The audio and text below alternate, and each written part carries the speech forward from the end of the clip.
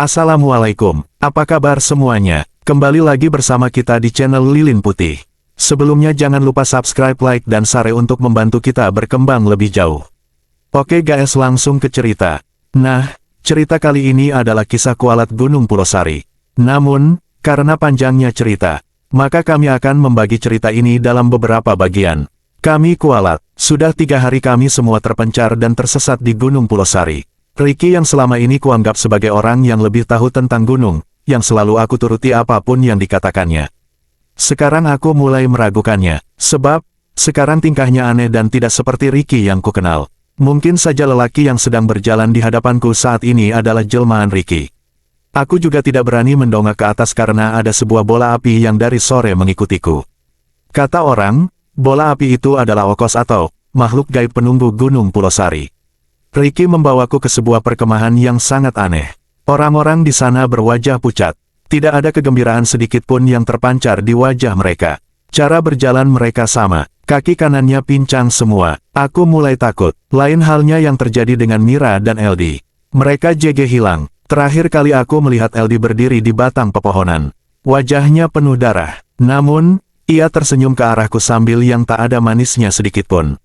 Senyum diiringi lambaian tangan itu justru terkesan mengerikan. Sementara Mira, sahabatku, dia dinikahi jin Curug Puteri. Aku melihat resepsi gaib itu dengan mata kepalaku sendiri. Aku seharusnya tidak berada di sini. Banyak sekali orang yang berkemah di tempat aneh ini. Ada puluhan orang. Bukan, ini sangat banyak. Bisa jadi ada ratusan orang di tempat ini. Tempatnya seperti lapangan. Kulihat Ricky berdiri sambil mendongak ke langit.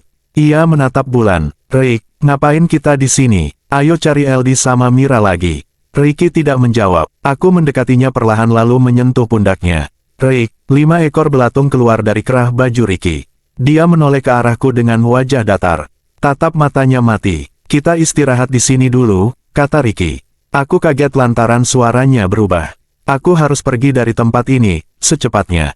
Beberapa hari sebelumnya, jujur saja aku bukan seorang pendaki andal. Bahkan, aku tidak punya pengalaman mendaki gunung. Di kampus pun aku tidak tertarik pada organisasi mahasiswa. Setiap hari yang aku lakukan hanya kuliah dan pulang. Orang bilang aku mahasiswa kupu-kupu. Ya, paling sesekali aku pergi ke perpustakaan. Bukan untuk mencari buku, melainkan untuk cuci mata saja. Soalnya di perpustakaan, aku sering bertemu cewek cantik. Terkadang aku suka pura-pura duduk di samping mereka tanpa berani menyapa. Kehidupanku di kampus memang terkesan monoton. Tapi, aku suka dengan kehidupan seperti itu. Tapi semuanya berubah saat Mira mengajakku mendaki Gunung Pulosari. Aku tidak akan pernah melupakan pendakian itu. Di akhir semester 5, aku ditelepon Mira, sahabatku. Waktu itu kebetulan aku sedang berkemas untuk mudik. Maklum, aku ini seorang perantau yang kuliah di Pandeglang. Jadi setiap libur semester aku pasti pulang kampung. Halo Ori, iya, Mira, ada apa? Aku menjawab telepon Mira sambil membereskan baju. HP ku jepitkan di antara bahu dan telinga. Woi, lu belum pulang, kan? Ini baru mau, kataku singkat. Ku letakkan HP di atas tumpukan baju lalu menyalakan speakernya. Jangan pulang dulu, Ri. Gua punya rencana keren, nih. Rencana apaan, Mir? Makan jagung di pinggir pantai lagi. Ahahaha, bukan, kok. Itu garing banget sumpah. Ini pokoknya keren deh. Gua jamin enggak akan garing lagi. Iya apaan? Naik gunung, Ri. Lu belum pernah naik gunung, kan? Enggak pernah, Mir. Dan, kayaknya gua enggak ikut deh. Fisik gua enggak akan kuat. Lu tahu sendiri. Fisik gua, angkat galon aja enggak sanggup. Yah, Ri. Please ikut dong. Lu tahu kan, om gua cuma percaya sama lu. Gua enggak akan diizinin naik gunung kalau enggak sama lu, Ri. Mira merengek. Aku mengembuskan napas berat. Tanganku berhenti membereskan pakaian. Ya udah nanti gua anter izin aja ke mem lu, iya. Ri, lu mau kalau gua kenapa-napa terus lu yang dituntut sama om gua? Mendingan ikut aja, kan bisa jagain gua juga. Pacar lu juga ikut kan, Mir? Tanyaku dengan nada malas. Iya dia ikut juga, tapi nggak akan seru kalau lu nggak ikut. Aku terdiam sejenak. Siapa yang bakal jadi pemandunya? Kita kan amatir, Mir. Harus ada minimal 1 orang yang mahir naik gunung. Enggak boleh sembarangan. Bahaya. Ricky, Ri. Kita kesana bareng sama si Ricky, anak kelas B. Dia mahir banget soal pendakian. Ricky memang anak pencinta alam. Dia sudah mendaki berbagai gunung di Pulau Jawa. Aku sangat percaya kalau Ricky yang jadi pemandunya. Naik gunung apa, Mir? Jangan jauh-jauh. Pulau Sari aja, kata Mira. Gunung Pulau Sari memang lokasinya dekat dengan kampusku. Bahkan, dapat dilihat dari jendela kelas. Banyak orang juga dari luar kota yang mendaki gunung itu. Selain ketinggiannya hanya 1346 mdpl, Gunung Pulau Sari juga terkenal dengan air terjunnya yang indah. Air terjun itu bernama Curug Putri. Ya udah deh gua ikut, kataku. Seharusnya saat itu aku tidak mengiyakan ajakan Mira. Atau seharusnya aku melarang Mira untuk naik gunung. Tapi, sore itu aku malah mendatangi tempat tinggal Mira di rumah omnya. Sebab, Mira juga seorang perantauan. Sore itu, aku, Mira, Ricky, dan LD berkumpul di teras rumah. Kami merencanakan pendakian untuk besok. Sudah banyak hal-hal indah yang kami bayangkan saat sampai di puncak nanti. Sayangnya, rencana itu ternyata menjadi awal malapetaka bagi kami. Next, kami tiba di pos parkiran Gunung Pulau Sari.